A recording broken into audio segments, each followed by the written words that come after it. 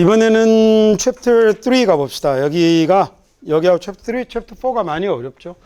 챕터 3, 챕터 4를 하고 나면 이제 영어의 기본 골격과 관련된 건 대충 다 설명이 끝나는 거고요. 챕터 5에 있는 건 아주 단편적인 해석하는데 조금 어려운 구문들을 따로 정리해 둔 거니까 그거 이제 여러분이 잘 챙겨서 보시면 될 것 같아요. 자, 형용사 구부터 먼저 간단하게 한번 설명을 한번 해보도록 하죠. 형용사 구는 명사를 꾸미는 말이 형용사 구인데 이 형용사하고 관련해서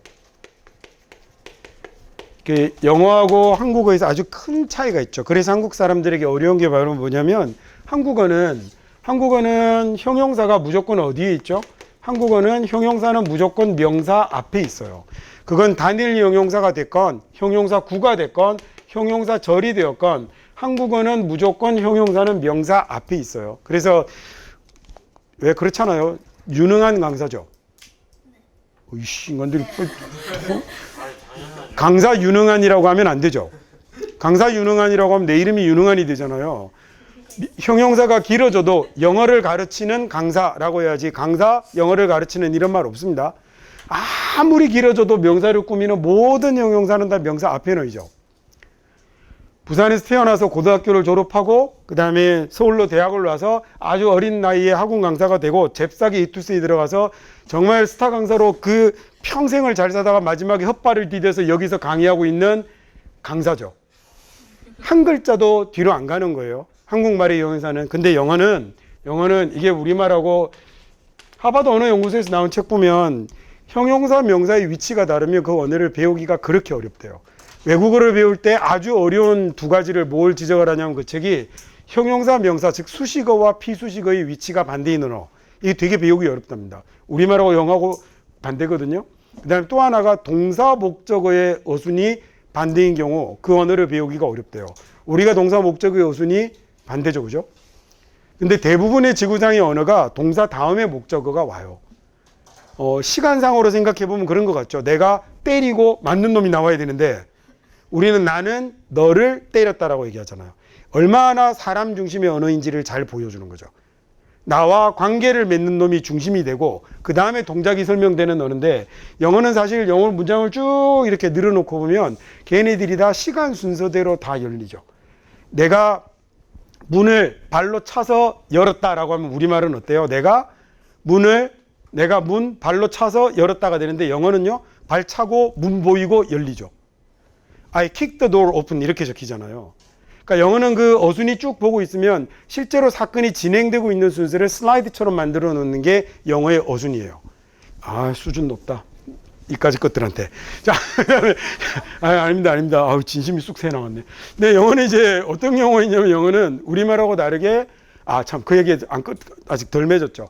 우리말하고 몽고말하고 일본말이 동사 뒤에 목적어가 아니고 목적어 뒤에 동사가 옵니다. 한국어하고 몽고말하고 일본어가 어순이 똑같죠. 자, 영어는 그런데요. 형용사가 명사 앞에 옵니다. 영어는 형용사가 명사 앞에 오는데 근데 명사 뒤에 오는 경우도 있는 거예요. 이게 지랄인 거죠. 명사가 이렇게 오는데 이 뒤에 형용사가 오는 경우도 있어요. 어떤 경우에 형용사가 뭐가 되면 구가 되거나 절이 되면 자, 형용사가 구가 되거나 절이 되면 영어는 명사 뒤로 와야 됩니다. 이래서 어려운 거예요. 그럼 그 모양에 총 몇 가지가 있냐면 형용사 구가 오는 모양에는 자세하게 나눠도 5가지 모양밖에 없어요. 그 다음에 형용사 절은 다른 말로 무슨 절이라고 그러죠? 관계사 절이라고 하잖아요. 한국어도 형용사 절이라고 하지 않고 뭐라고 불러요? 국어 문법에서 관형절이라고 부르죠. 품사로는 형용사라고 하는데 절은 형용사 절이라고 하지 않고 관형절이라고 해요. 한국어로요.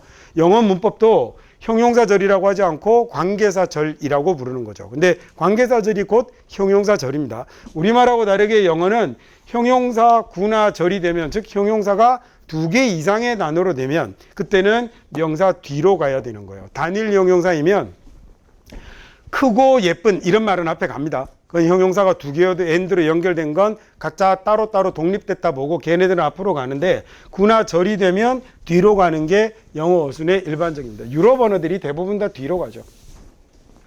그래서 우리가 흔히 볼 수 있는 여기도 돌아다녀 보니까 불어 간판 많던데 불어 간판이나 이렇게 뭐 그런 스페인어 간판 이런 것들 보면 다 형용사가 주로 뒤로 갑니다. 왜 그 가구점 이름 중에 까사미아 이런 것도 미아가 형용사예요. 그게 소유격 나의라는 뜻이거든요. 까사가 집이에요. 얘가 나의라는 뜻이고 왜 저기 그 혹시 스페인에 그 유명한 건축가 이름 뭐죠? 예. 뭐 또 안토니오까지 얘기할 것. 그 가우디 아저씨 때문에 그 도시에 바르셀로나에 가보면 아마 가서 이렇게 꾸불꾸불한 귀신 나올 것 같은 집 이런 거 봤죠, 그죠? 가우디가 만들었다니까 멋져 보이는데 누가 봐도 흉물스럽게 내가 보니까 생겼던데 그 이름이 까사 바요트 이렇게 돼 있잖아요. 그게 바요트 내 집이라는 뜻이에요. 앞에 가사가 집이고 그 다음에 뭐 어디 있더라? 오 솔레미오 있잖아요, 솔레미오. 미오가 나의 태양이네요, 그죠? 솔이 태양입니다. 영어도 솔이 들어오면 태양이죠. 그래서 이 양력을 뭐라 그래요? 솔라라고 하잖아요.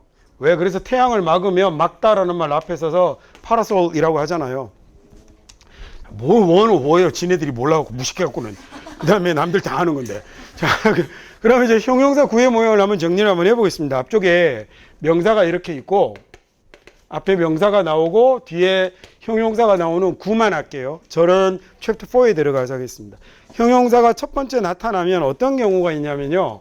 명사 뒤에 나오는 형용사 구의 모양은 형용사가 오고 이 형용사를 꾸미는 말이 뒤로 붙는 경우들이 있습니다. 이게 우리가 지금 레슨 1에서 하게 될 내용이에요.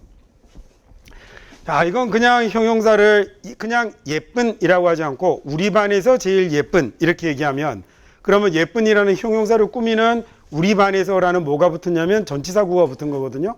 그렇게 뭐가 뒤에 형용사를 꾸며주는 말이 붙으면 뒤로 갑니다. 왜냐하면 쉽게 어쨌든 구니까.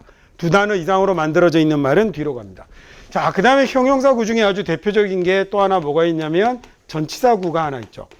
전치사구는 형용사구가 될 수도 있고 부사구가 될 수도 있어요. 책상 위에 있는 책이라고 할 때 책상 위에라는 말은 형용사죠. 책이라는 명사를 꾸며줬으니까. 근데 책이 책상 위에 있다라고 하면 책상 위에라는 말은 장소를 나타내는 말이니까 부사죠. 똑같이 on the desk여도 형용사구가 될 수도 있고 부사구가 될 수도 있어요. 그 중에서 전치사구가 전치사 오면 뒤에 뭐 당연 명사 오는 거고 뒤에 블라블라 이렇게 길어지겠죠. 이런 말이 오면 앞에 있는 명사를 꾸며줄 수도 있고 또 하나가 뭐가 있냐면 부정사구가 있어요. to 뒤에 동사 원형이 나오겠죠. 이게 우리 흔히 부정사의 무슨 용법이라고 하는 거예요? 부정사의 형용사적 용법이라고 부르는 게 이거겠죠. 그 다음에 현재 분사 중에 ing로 생기네. 현재 분사 중에 ed로 생기네. 자, ing, ed도 한 단어이면 앞에 가는 경우가 편해요. The sleeping baby, 거기 잠자는 아기 이렇게 쓰는 게 편하고 The paper written in English, 그건 뒤로 간 거구나. written paper라고 써서 만약에 작성된 논문 이런 말을 쓸 때 ed도 한 단어면 앞으로 가는 게 편한데 얘가 구가 돼서 뒤로 가면 이렇게 구가 되면 이렇게 말을 버벅거리냐. 두 단어 이상으로 돼서 구가 되면 뒤로 가는 거죠. 당연히 이 형용사는 그냥 형용사가 명사를 꾸며주는 말로 형용사 하는 그 다음에 형용사인 명사 이렇게 해석해주면 되는 거고요. 전치사는 당연히 전치사의 뜻에 맞게 해석해주면 되는 거죠. 전치사 뜻은 계속해서 하나씩 더 익혀 나갑시다. 부정사 to는 뭐라고 해석하면 된다고 그랬어요? 자, 이때 부정사 to가 뭐의 뜻에 가장 가깝다고 그랬죠? will과 can의 뜻에 가장 가깝습니다. 부정사가 원래 얘가 변해서 된 거라고 그랬잖아요. 그러니까 이 부정사를 will, can으로 바꿔서 해석하시면 돼요. 우리말로 하면 뭐뭐 할, 그 다음에 하려는, 그 다음에 또는 뭐뭐 할 수 있는 이렇게 해석하시면 되죠. 자, 이렇게 해서 당연히 그 다음 명사 이렇게 해석해야 되는 겁니다. ing가 오면 이때는 뭐라고 해석하면 되냐면 ing는 뭐뭐 하고 있는 이라고 해석하시면 되고요. 자, 얘는 전혀 문제될 게 없는데 ed가 어렵습니다. 자, ed는 왜 어렵냐면 ed는 분사가 아니라 뭐일 수도 있어요. 동사의 과거형도 모양이 똑같기 때문에 어려운 거예요. 동사의 과거형도 ed로 쓰이니까 모양이 어려운데 그러면 동사의 과거형과 분사를 구별하는 법은 이렇게 한번 떼어볼게요. 앞에 명사가 있어요. 이 부분만 따로 떼어서 한번 보겠습니다. 앞에 명사가 있고 그 다음에 뒤에 만약에 ed가 나왔는데 이 ed 자리에 들어가는 동사가 여러분 만약에 자동사라면 자동사 ed라면 그러면 얘는 동사예요, 분사예요? 100% 동사죠. 왜? 자동사는 수동태가 존재하지 않으니까. ing ed로 썼을 때 이 ed는 뭐예요? 얘는 수동이잖아요. 그래서 우리말로 해석하게 되면 나중에는 이렇게 해석하라고 안 할 건데 보통 뭐뭐 된, 그 다음에 뭐뭐 되어진 뭐 이렇게 쓰잖아요, 책들에. 이게 좀 되게 이상한 해석입니다. 나중에는 이렇게 하지 맙시다. 일단 여기는 이렇게 써놓고 이게 분사인지 동사인지를 구별해야 될 텐데 이 자동사는 수동태라는 놈이 없기 때문에 자동사의 ed형이 나왔다는 얘기는 얘는 수동이 아니고 100% 그냥 동사인 겁니다. 자, 그 다음에 그러면 일단 타동사가 와야 될 텐데 타동사의 ed형이 오면 얘는 동사의 과거형일 수도 있고 그 다음에 분사일 수도 있죠. 근데 만약에 뒤에 뭐가 나타나면 목적어가 나타나 버리면 그러면 얘는 뭐라는 얘기예요? 동사라는 얘기가 된 거죠. 즉 이렇게 됐을 때 얘는 동사.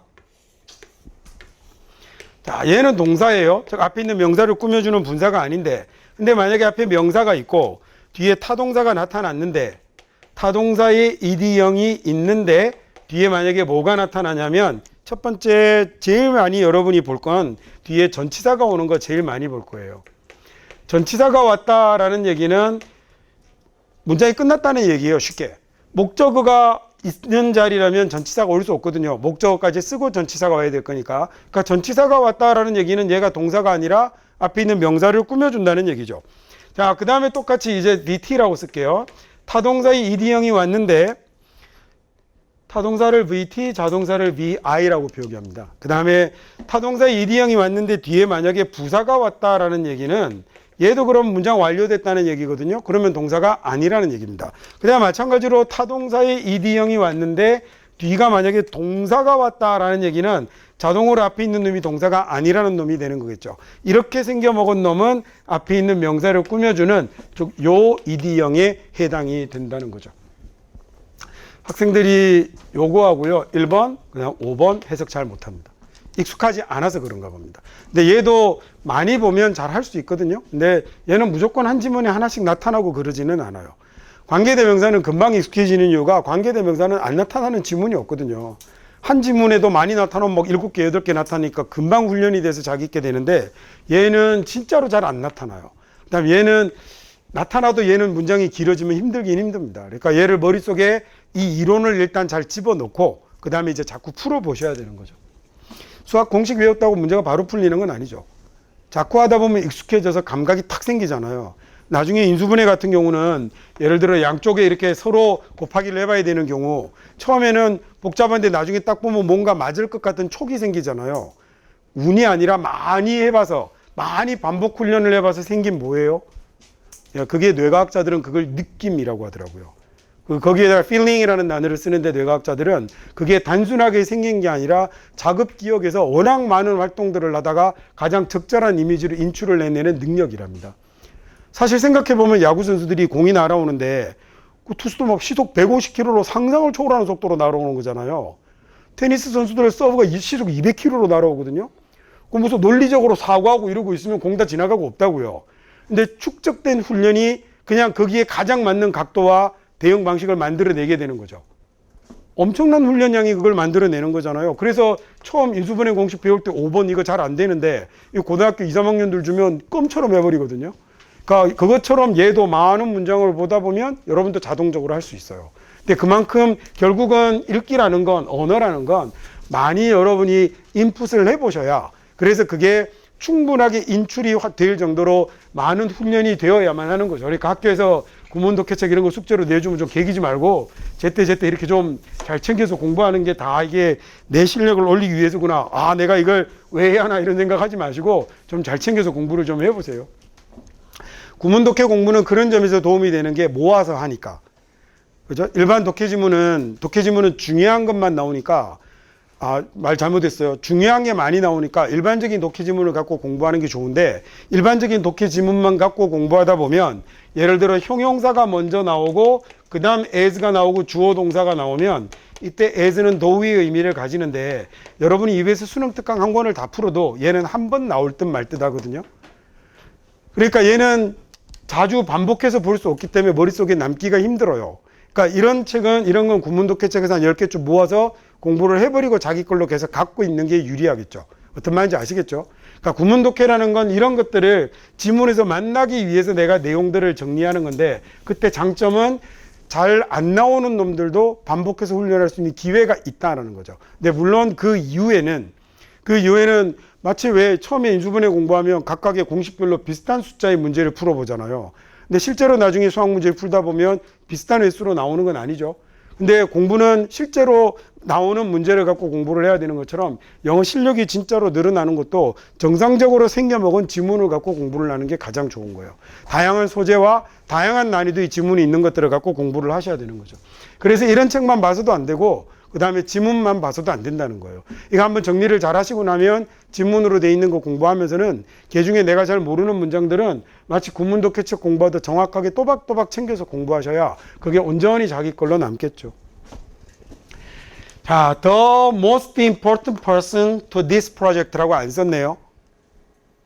일반적으로 우리 생각엔 그럴 것 같잖아요. The most important person to this project라고 안 쓰고 이렇게 썼습니다.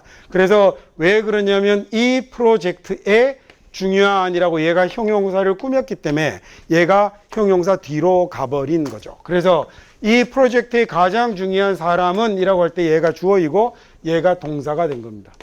자, 그러면 the most important person 이라는 말을 떼다가 일이 집어넣는 건 안 되느냐? 안 되진 않아요. 그리고 실제로 미국인들은 저렇게 많이 씁니다.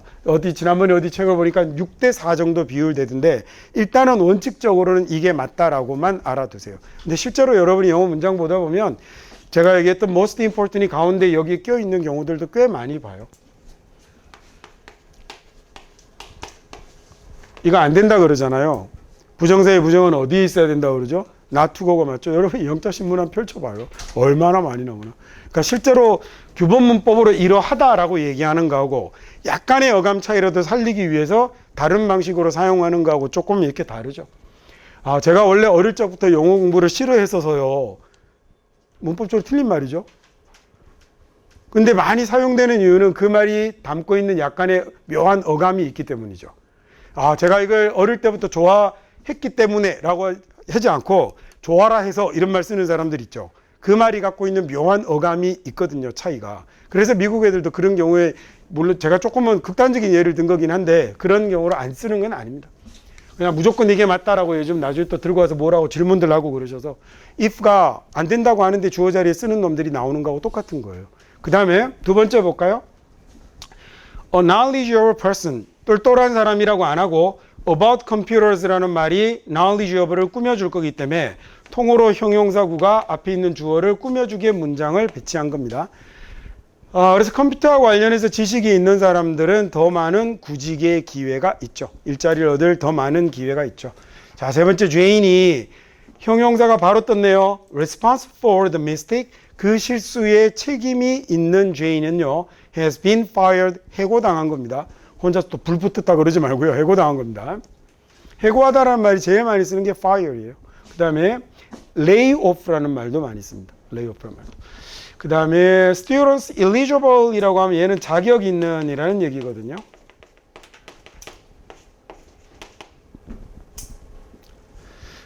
그 scholarship이라는 건 뭐 아니어도 될 것 같긴 해요. 여러분은 받을 일이 없을 것 같으니까. 장학금이라는 단어예요. 그래서 이렇게 저 같은 사람만 알고 있으면 될 것 같긴 해요. 이 장학금에 대한 자격이 있는 학생들은 이렇게 됐죠. 장학금을 탈 만한 학생들은 hand in application이라는 명사는 지원서예요. 지원서가 되고요. hand in이라고 하면 제출하다라는 뜻입니다.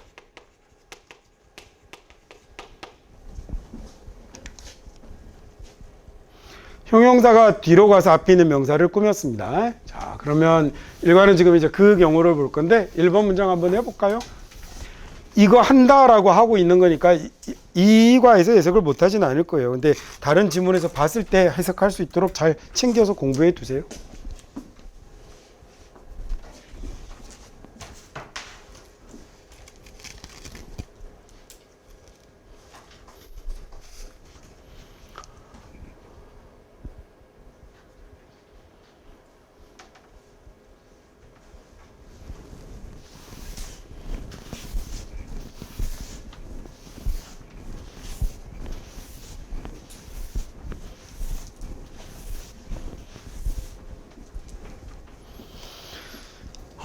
The drive 다음에 형용사가 이렇게 꾸민 거겠죠. 뭐에 대해서 책임이 있는 그 주차된 차를 처박은 책임이 있는 운전자는 이렇게 된 겁니다. 주차된 차를 처박은 운전자는 떠나서는 안 되는 거죠. The scene은 뭐라고 해석하죠? The scene은 현장이라고 해석합니다. 그래서 그 장면 이러면 조금 해석이 어색하겠죠, 그죠? 그래서 현장이라는 뜻을 scene이라고 합니다. 현장을 떠나서는 안 됩니다. 접촉하지 않건데 어디에 접촉하지 않고 the car의 주인과 접촉하지. 여기 그래 접촉보다 뭐가 좋겠어요? 예, 연락하지 않고라고 하면 되겠죠. 그 자동차의 주인과 연락 없이 현장을 떠나서는 안 되는 겁니다. 2번 해보죠.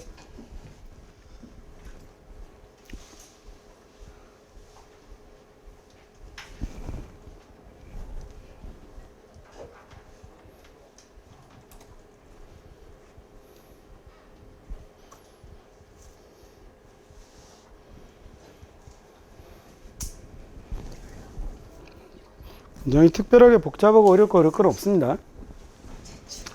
Materials available 이라고 하면 available 이라는 말은 이용 가능한, 이용할 수 있는 이라는 얘기죠. 그럼 이용 가능한 자료. 이번에는 얘를 꾸며주는 말도 없는데 뒤로 갔네요. 예, 영어는 그런 경우들이 흔히 나옵니다.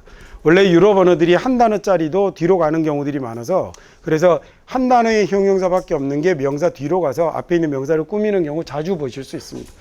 자, 사용 가능한 자료 이렇게 된 거예요. 그리고 얘가 주어고 include가 포함하다라는 얘기죠. 자, 사용 가능한 자료는 이거를 포함합니다라는 말은 우리말로 해석할 때는 포함합니다보다 이런 것들이 있습니다라고 해석하면 훨씬 더 우리말에 가깝습니다. 그렇죠? 한국말로 더 깔끔하게 옮겨지죠. 자, 그럼 사용할 수 있는 자료는 이런 게 있어요라고 하면 되겠다. 그렇죠? 사용할 수 있는 자료로는 모든 것이 된답니다. stock이라는 말이 명사 뒤에 ed가 붙어 있는 거네요. 자, 그러면 stock이라는 말이 재고로 쌓아두고 있는 거죠. 보관해 두고 있는 local video store에 보관되어 있는 모든 것과 이렇게 된 거예요. 그래서 and가 연결하고 있는 게 1번 everything 다 되고 2번 any movies or other programs 되는 겁니다.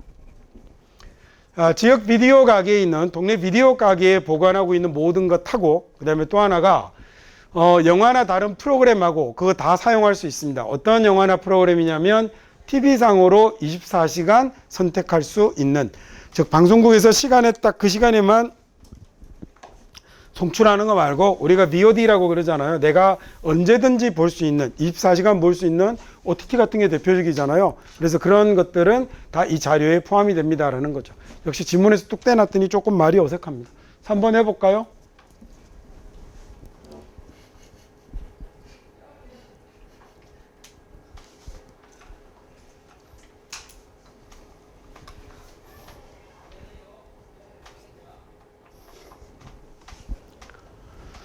There's nothing wrong with me 라고 하면 저한테 뭐 틀린 것이 없다면 하는 거네요.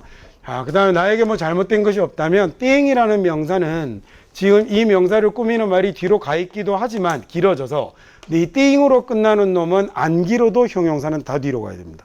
자, thing이나 body로 끝나는 애들은 이런 말로 끝나는 애들은 다 명사거든요. 이 명사들은 형용사가 앞에 있으면 문법적으로 틀립니다. 무조건 뒤로 가야 됩니다. 한 단어여도 뒤로 가야 합니다.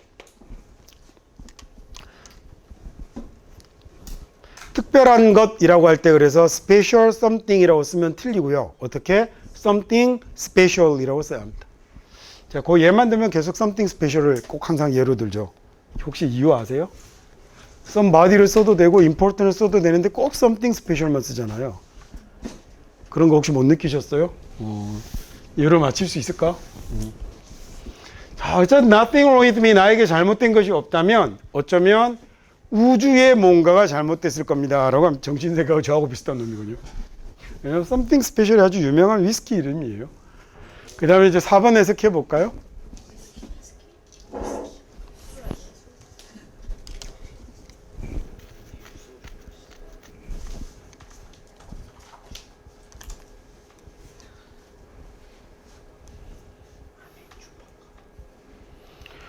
separate이라는 말이 뭐예요? 얘가 분리하고 떼어내는 거죠. PAR이 보다고 SE가 떨어져 나갔어요. 그래서 분리하다, 구분하다라는 얘기인데 out까지 붙어서 out이말 우리말로 뒤에 강조의 부사로 붙으면 내다라고 해석하면 된다고 그랬잖아요. 분리해내다, 골라내다, find out, 찾아내다 이렇게 해석하면 되거든요. 그 다음에 choose out 하면 골라내다 이런 식으로 하면 이 의미가 좀 전달이 잘 됩니다. 자, 우리가 분리해낼 수 없죠. 구분해낼 수 없죠. 분리해낼 수 없는데 여러 가지 overlap 된다라는 말이 overlap까지가 동사죠. 겹치다라는 말이잖아요. 그럼 overlapping이라고 하면 겹치는, 중첩되는 이라고 하면 되겠네요.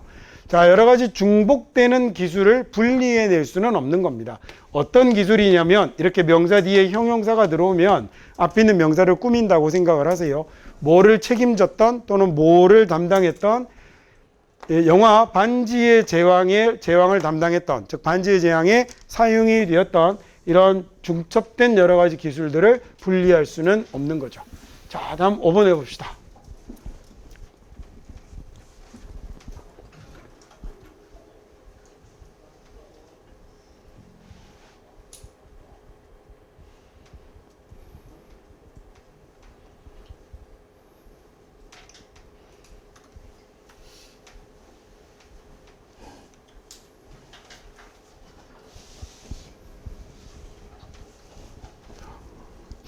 이 과에서 다루고 있는 내용은 이 내용이에요. 실제 만남에 이용 가능한 시간, 우리말로 쓸 수 있는 이라고 하면 좋겠습니다. 실제 만남에 쓸 수 있는 시간. 이번 과에서 형용사를 꾸미는 말은 이거였는데 문장이 어렵기는 앞쪽이 지금 어렵죠. 자, 이거 어차피 앞에서 5개가 통틀어서 설명했으니까 그 중에 5번째에 해당되는 ed spent가 온 거예요. spend 뒤에 spent가 과거 동사일 수도 있지만 얘는 지금 전치사가 붙었으니까 앞에 있는 주어를 꾸미는 말이 된 거죠.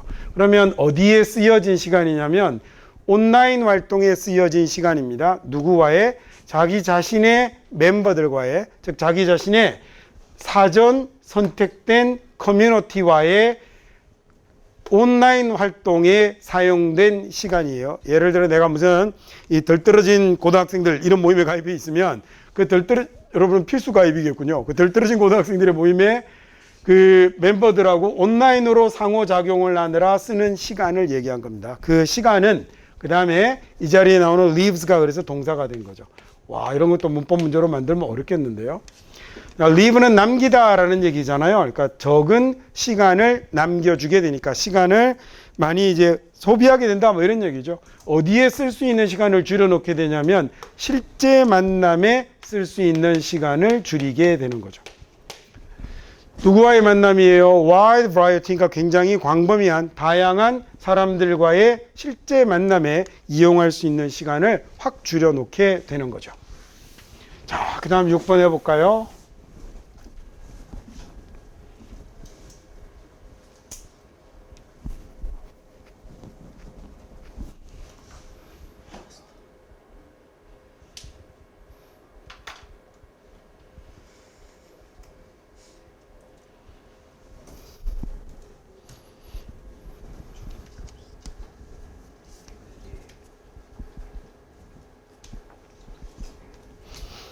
프레젠트라는 말이 주다라는 얘기잖아요. 그죠? 그래서 선물하다 뭐 이런 뜻으로도 쓰죠. 그러면 were present니까 주는 게 아니라 받은 거겠죠. subject는 누구를 subject라고 그래요? 비실험자, 실험 대상자, 실험 참가자를 subject라고 합니다.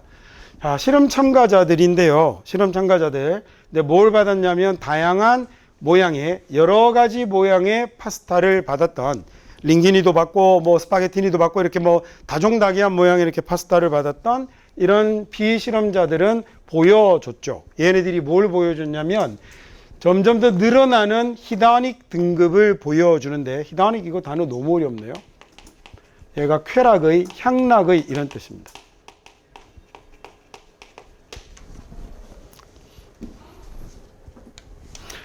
쾌락 지수를 보여주었다라는 얘기인데 이게 또 구문독해라서 이게 가지는 한계입니다. 원래는 이게 지금 식욕이라는 뜻으로 쓰이는 건데 앞쪽에서는 식욕이라고 나왔어요. 그래서 그 동어 반복을 피하려고 단어를 바꾸면서 이 쾌락이라는 이런 단어가 나온 거예요.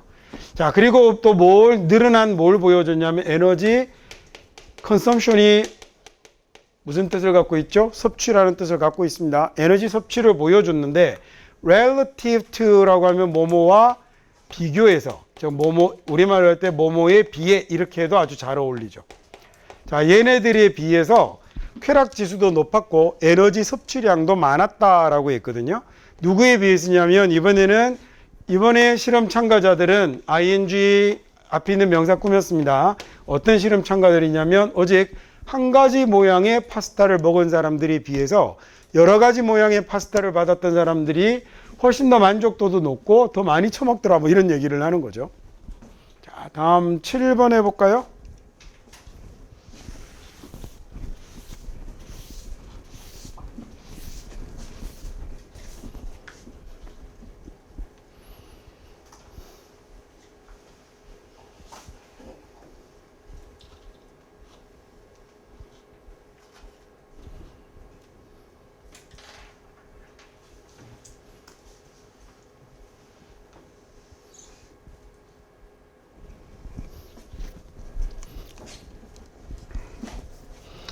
얘는 아시죠? according to 뭐뭐에 따르면 원래 accord가 어디에 맞추는 거잖아요. 그러니까 여기에 맞추어 보면 이런 얘기입니다. 그래서 어디에 따르면 우리말로 해석할 때 뭐뭐에 따르면이라고 하면 쉬워요. 뭐뭐에 따르면 superstition이라는 명사는 미신이죠.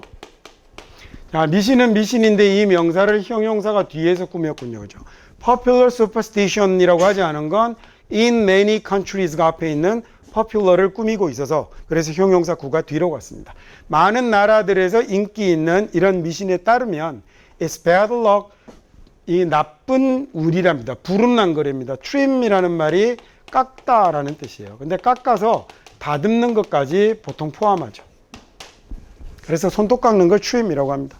그래서 fingernails after dark니까 어두워지고 난 뒤에 손톱을 깎는 걸 불운이라고 하죠. 저런 미신이 있습니다. 우리나라도 똑같았죠, 옛날에는. 지금은 이제 그런 소리 하면 이제 안타까운 인생이 되죠. 그러니까 옛날 사람들이 이렇게 밤에 환하게 있는 게 힘들었던 시절에 그때 밤에 손톱 깎고 이러다 보면 그리고 지금처럼 손톱 깎기 좋지 않아서 막 낫으로 깎고 이러던 시절에 어두우면 사고 많이 쳤을 거 아니에요? 그래서 뭐 밤에 깎지 말라는 얘기로 그런 얘기들이 나왔겠죠. 자, 그 다음에 8번 해보실까요? 네, 이번이 챕터 3 일과의 마지막 문장입니다.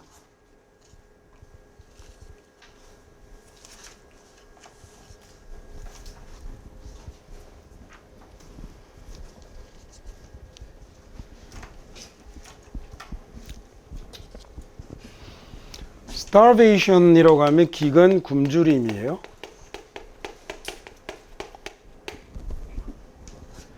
필터가 뭐예요? 걸르는 거죠. 그럼 out 뭐라고 하면 좋겠어요? 걸러내다 이렇게 하면 됩니다. out이 그런 어감이라고 생각하시면 됩니다. 그러면 나중에 out이 강조로 쓰인다라는 거, up이 강조로 쓰인다라는 말이 어떤 정도의 느낌인지 알 수 있어요. 그래서 서둘러라고 할 때 hurry라고 안 하고 hurry up이라고 하잖아요. 그럴 때 up이 이제 강조의 의미로 사용이 되는 거거든요. 자, 그래서 이렇게 starvation이 걸러내는데 사람들을 걸러낸대요. 어떤 사람이냐면 덜 적합한 사람이죠. fit이라는 말이 어울리고 적합한 거잖아요. 덜 적합한 사람인데 어디에? 생존에 덜 적합한 사람, 생존에 덜 어울리는 사람을 걸러내게 되는 거죠. 자, 그게 다시 명사가 나타났어요. 그게 어떤 사람인지 커마 찍고 뭐 하고 있는 거예요? 부연 설명하고 있는 거예요. 어떤 사람들을 걸러내는 거냐면 이 굶주림이라는 기전이 어떻게 생존의 번식에 어울리지 않는 사람들을 걸러내게 되는 거냐면 이게 이런 사람들이거든요. 덜 resourceful한 사람이죠. resource라는 단어는 여기에 자원이라는 뜻이에요. 근데 resourceful이라고 하면 그래서 얘가 자원이 풍부한이라는 뜻도 되고 이때 이 자원은 뭐도 되기도 하냐면 두뇌의 자원이 되기도 해서 얘가 지략 있는 현명한 이런 말이 되는 거죠. 그래서 그러면 쉽게 머리 나쁜 거예요. less resourceful니까 덜 현명한 뭐 하는 데 있어서 먹을 걸 찾는 데 있어서요. 자기 자신이나 또는 새끼들을 위한 먹이를 찾는 데 있어서 덜 현명한 사람들, 즉 생존에 덜 어울리는 사람들을 굶주림이 걸러내게 되는 거겠죠. 예, 여기까지 일과 그러면 설명 마치도록 하겠습니다.